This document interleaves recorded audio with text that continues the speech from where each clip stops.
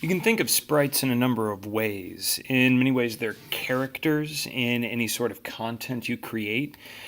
But the way we're going to think about them is that they are a collection of numbers.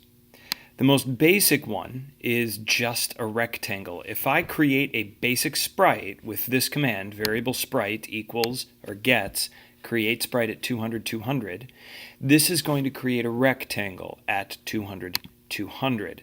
So when I add the command draw sprites, it's just going to create a rectangle in the middle of the screen.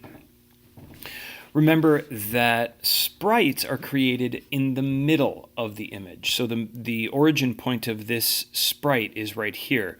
It looks like a rectangle, but it's different than using the rectangle block. That origin point is in the upper left. So there's other things we can do here. We can create a sprite, and we can change its animation. The animation is the way it looks.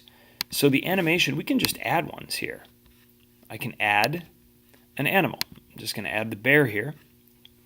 So now I've added bear with fish. And I'm going to go back to code.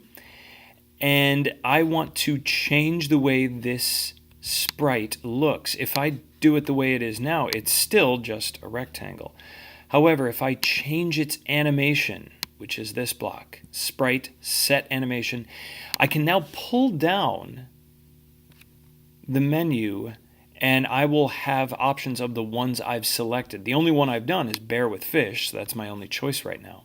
And when I do that, I get a bear with fish. If I added another animation, I can add a new one. Anything I create here, I can add here, I'll add a different bear. I can go bear with fish 1 or bear 2.